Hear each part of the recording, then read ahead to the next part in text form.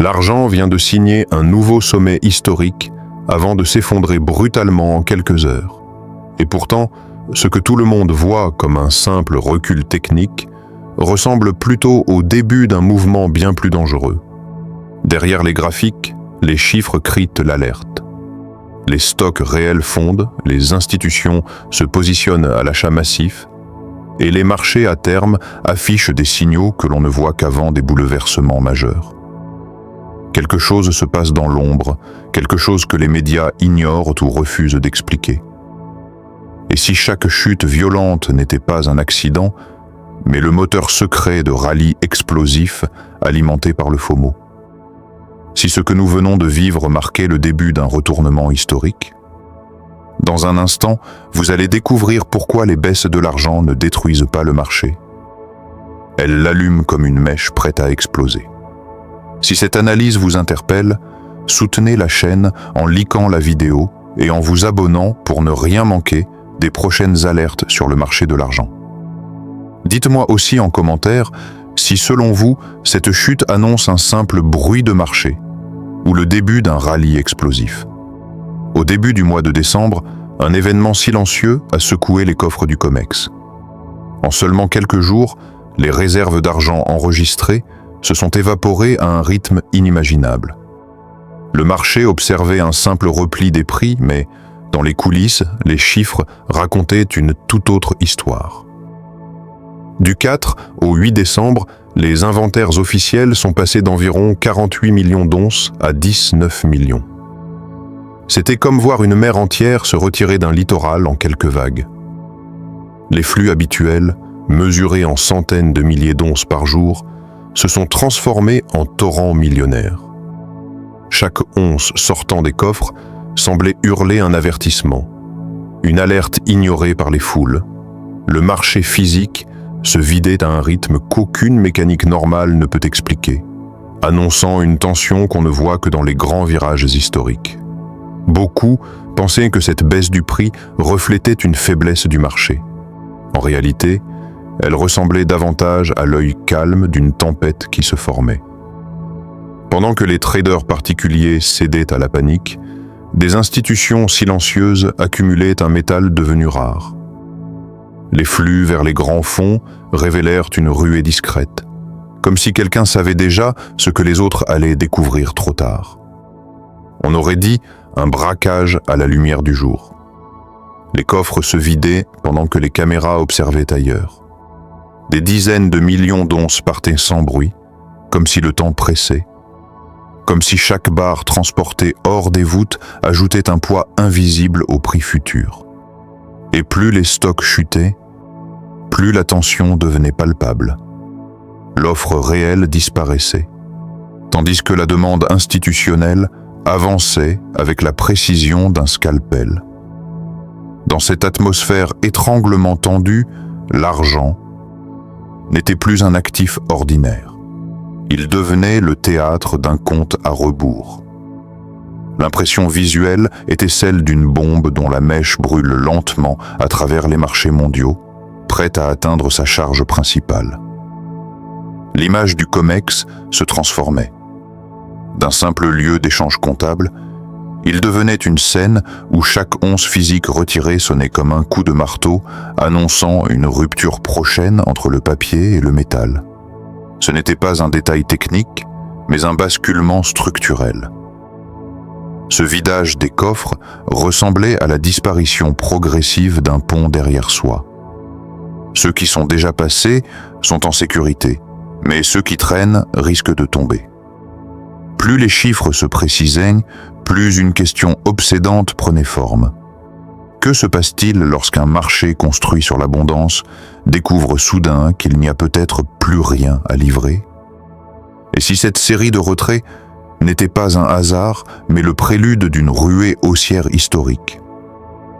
Ce que beaucoup considèrent comme des signes de faiblesse de l'argent ressemble en réalité au carburant même de ses plus grandes envolées.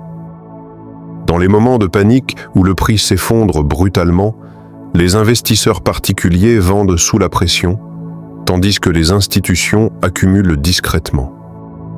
Chaque baisse profonde agit comme un miroir déformant. Elle fait croire à une fin de cycle, alors qu'elle marque souvent le début d'un mouvement inverse encore plus violent. L'histoire des marchés montre que les corrections brutales attirent davantage d'acheteurs que de vendeurs, car elles offrent des points d'entrée inattendus aux acteurs stratégiques.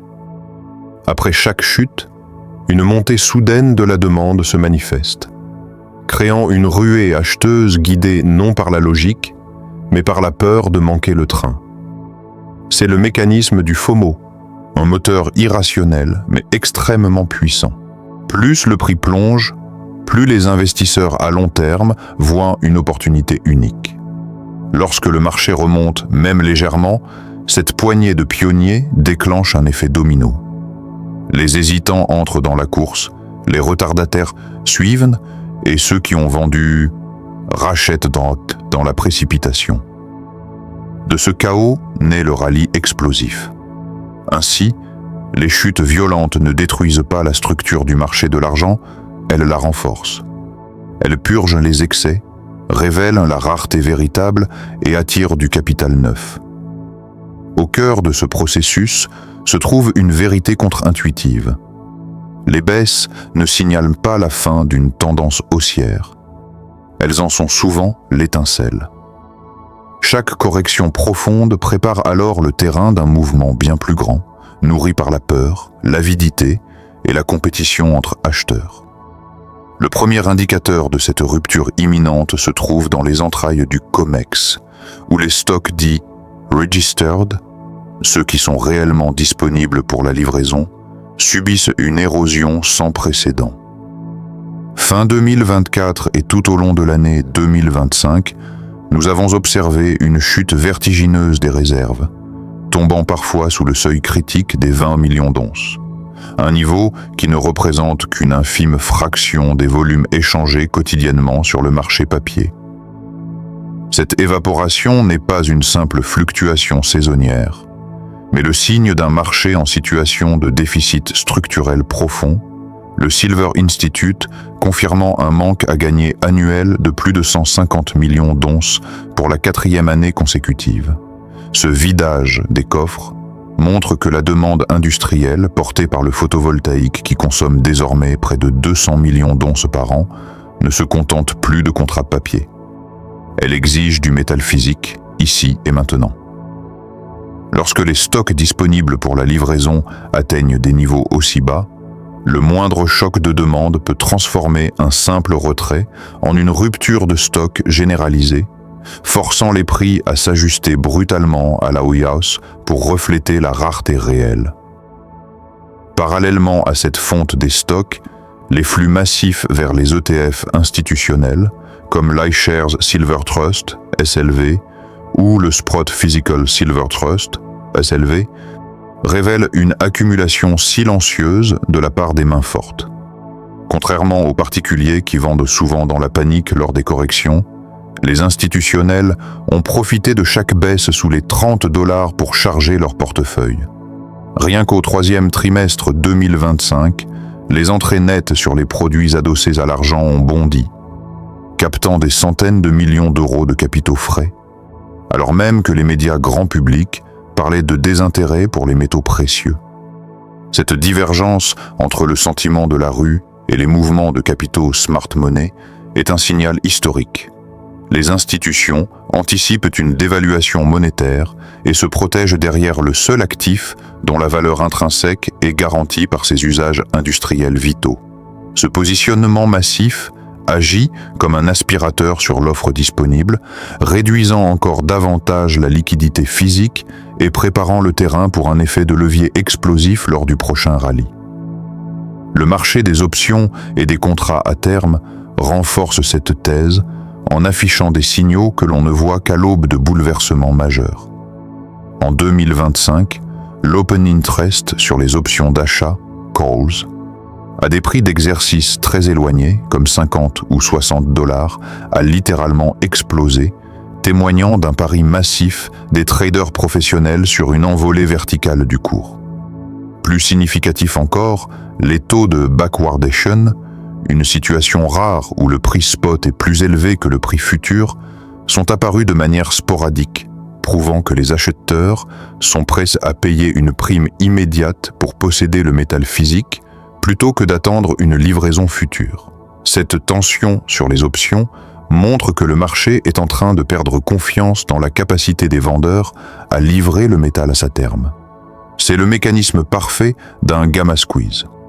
Les banques qui vendent ces options doivent se couvrir en achetant du métal ou des contrats à mesure que le prix monte, créant une spirale ascendante incontrôlable alimentée par le FOMO des retardataires. Enfin, l'ombre du géant JP Morgan plane plus que jamais sur ce marché. Historiquement accusée de manipuler les cours à la baisse via des positions courtes massives, la banque semble avoir opéré un pivot stratégique historique. Les rapports d'inventaire suggèrent que JP Morgan détient désormais l'une des plus grandes réserves privées d'argent physique au monde, estimée à plusieurs centaines de millions d'onces réparties dans ses coffres. Pourquoi une banque centrale officieuse accumulerait-elle autant de métal si elle ne prévoyait pas un effondrement du système fiduciaire ou une réévaluation massive de l'actif? En contrôlant une part dominante du stock physique mondial, JP Morgan n'est plus seulement un acteur de marché, elle en devient le régulateur de l'ombre. Chaque chute brutale du cours, souvent déclenchée par des ventes de contrats papier en pleine nuit, permet à ces acteurs dominants de racheter du physique à bas prix auprès des investisseurs découragés. Ce transfert de richesse, des mains faibles vers les mains fortes, est la preuve finale. La baisse n'est pas un échec du marché, c'est une opération de nettoyage orchestrée avant que la mèche ne soit définitivement allumée.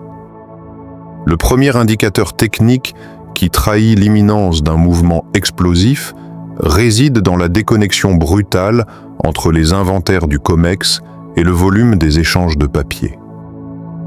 Actuellement, le ratio entre l'argent papier promis sur les marchés à terme et l'argent physique réellement disponible dans les coffres enregistrés atteint des sommets vertigineux.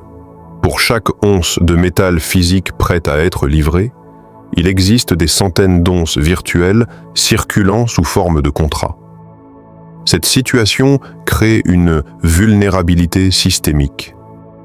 Il suffit qu'une fraction minime des détenteurs de contrats exige une livraison physique pour que le mécanisme de fixation des prix s'effondre.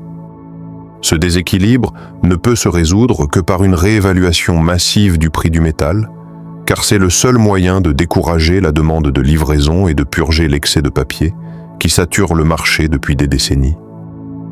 En observant de plus près le comportement des ETF institutionnels, on découvre un second indicateur majeur, le changement de régime dans les flux de métaux.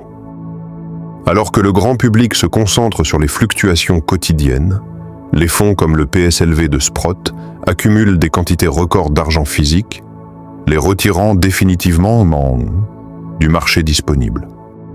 Ce qui est fascinant ici, c'est la persistance de ces achats malgré la volatilité. Les institutions ne cherchent plus seulement un gain spéculatif, elles cherchent une assurance contre la faillite du système de contrepartie. Ces flux massifs vers des véhicules adossés à 100% au physique agissent comme un assèchement programmé de l'offre mondiale.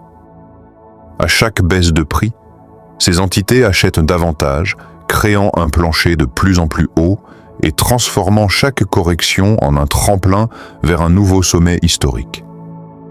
Le troisième signal, souvent invisible pour l'investisseur non averti, se cache dans la structure du marché des options et la volatilité implicite. Nous observons une accumulation sans précédent de positions call à des prix d'exercice qui semblaient irréalistes il y a encore quelques mois. Cette activité suggère que les acteurs les plus sophistiqués du marché se préparent à un événement de type signe noir ou à une rupture de la chaîne d'approvisionnement. Lorsque le prix de l'argent commence à franchir des résistances clés, les vendeurs d'options se retrouvent forcés de racheter du métal pour couvrir leur position, déclenchant ce que l'on appelle un short squeeze gamma. Ce phénomène mécanique transforme une simple hausse en une montée parabolique, alimentés par la panique des teneurs de marché qui doivent courir après un prix qui leur échappe, amplifiant ainsi la violence du rallye. Enfin, l'indicateur le plus révélateur reste le pivot stratégique de JP Morgan et des grandes banques de lingots. Après avoir maintenu une pression baissière constante pendant des années pour accumuler à bas prix, ces institutions affichent désormais des positions qui suggèrent une transition vers une posture longue ou neutre. Les données du rapport de participation des banques montrent que le côté vendeur du marché s'essouffle. La manipulation historique, qui consistait à inonder le marché de contrats à découvert pour stopper les hausses, devient de plus en plus coûteuse et risquée face à la fonte des stocks physiques. Lorsque les manipulateurs d'hier deviennent les accumulateurs d'aujourd'hui, le signal est clair. Le plafond artificiel qui maintenait l'argent sous contrôle est en train de céder. Ce n'est plus qu'une question de temps avant que la réalité physique ne reprenne ses droits sur la fiction comptable. L'histoire ne se répète jamais à l'identique, mais elle rime souvent avec une cruauté mathématique que la plupart des investisseurs choisissent d'ignorer jusqu'à l'impact. Rappelez-vous 2008, quand les signaux d'effondrement des subprimes étaient visibles des mois à l'avance, mais que la foule continuait de danser sur un volcan. Souvenez-vous de 2020, lorsque les marchés se sont figés avant une injection de liquidité sans précédent qui a tout fait exploser. Aujourd'hui, l'argent nous rejoue cette symphonie du chaos. Nous sommes à ce moment précis où le silence des coffres qui se vident devient assourdissant. Ce que nous vivons avec le métal gris n'est pas une simple correction. C'est le craquement sinistre d'un barrage qui retient une pression accumulée depuis des décennies. Comme lors de la rupture des marchés de l'or dans les années 70, la déconnexion entre la valeur réelle et le prix affiché devient une anomalie que la nature finit toujours par corriger violemment. L'air est saturé d'une électricité que seuls ceux qui ont connu les grands cracks reconnaissent. Ce n'est plus une question de graphique, c'est une question de survie patrimoniale. Le pont derrière nous vient de s'effondrer. Soit vous possédez l'actif physique, soit vous disparaissez avec la promesse de papier. Le premier scénario envisage une consolidation latérale trompeuse, une phase d'épuisement où le prix de l'argent semble stagner entre deux eaux, piégeant les derniers impatients. Dans cette configuration, les forces de manipulation tentent un baroud d'honneur en maintenant les cours dans un couloir étroit malgré l'effondrement des stocks physiques. C'est le piège parfait. Le marché semble mort, alors que la demande industrielle continue de ronger les réserves invisibles. Cette période de calme plat est en réalité une phase de transfert massif où les dernières onces disponibles sont rachetées par les mains fortes avant que le déséquilibre ne devienne ingérable. Si le prix reste compressé trop longtemps sous les 35 $ alors que les stocks du COMEX touchent le fond, le réveil ne sera pas progressif, mais brutal. Ce scénario aboutit inévitablement à une rupture technique où le prix saute des paliers entiers en quelques séances, laissant sur le quai tous ceux qui attendaient d'un signal de confirmation plus clair pour entrer. Le deuxième scénario, le plus probable selon les indicateurs actuels, est celui du short squeeze systémique. Ici, la mèche s'allume lorsque l'un des grands acteurs du marché papier se retrouve incapable de livrer le métal physique promis à un acheteur institutionnel. Cette étincelle déclenche une réaction en chaîne. Les vendeurs à découvert paniquent et tentent de racheter leur position à n'importe quel prix pour limiter leurs pertes, alors qu'il n'y a plus de vendeurs en face. Le cours de l'argent entre alors dans une phase parabolique, similaire à ce que nous avons vu sur le palladium ou le nickel par le passé, franchissant les 50 $ pour viser des sommets inconnus. Ce n'est plus une hausse organique, c'est une liquidation forcée. Dans ce chaos, la prime sur l'argent physique explose par rapport au cours officiel du papier, créant un marché à deux vitesses où posséder le métal réel devient le seul moyen de capter la valeur de cette envolée historique et destructrice pour le système financier classique. Le troisième scénario projette l'argent vers une réévaluation fondamentale liée à son rôle de pivot dans la nouvelle économie mondiale. Ce n'est plus une question de spéculation, mais de rareté géopolitique. Dans ce cadre, les nations productrices commencent à restreindre leurs exportations pour protéger leur propre industrie technologique et énergétique, transformant l'argent en un métal stratégique au même titre que le lithium ou les terres rares. Le prix ne répond plus alors aux algorithmes de trading, mais aux besoins vitaux des puissances industrielles. L'argent devient l'actif refuge ultime face à une inflation qui dévore les monnaies fiduciaires. On assiste à un découplage total avec l'or, l'argent rattrapant son retard historique pour revenir à un ratio de 1 pour 15 ou 1 pour 10. Ce scénario marque la fin d'une ère de manipulation et le début d'un cycle de plusieurs décennies où le métal gris s'impose comme la ressource la plus précieuse et la plus disputée de la planète, récompensant ceux qui ont eu la vision de l'accumuler quand tout le monde doutait encore. Selon vous, quel indicateur fera céder le barrage en premier? L'épuisement total des stocks physiques du COMEX ou la panique des vendeurs à découvert sur le marché papier? Dites-le moi en commentaire, votre avis est essentiel pour anticiper la suite. L'opportunité qui s'ouvre aujourd'hui ne se représentera pas deux fois dans une vie d'investisseur. Dans mes prochaines analyses, je décortiquerai les chiffres exacts de la production minière pour identifier le point de rupture ultime où l'offre cessera de répondre à la demande. Merci d'avoir suivi cette alerte jusqu'au bout. Votre soutien par un pouce bleu et votre abonnement est ce qui permet à cette chaîne de continuer à briser le silence médiatique. Ensemble, restons à l'affût du moindre signal. Merci pour votre fidélité, protégez votre capital et on se retrouve très vite.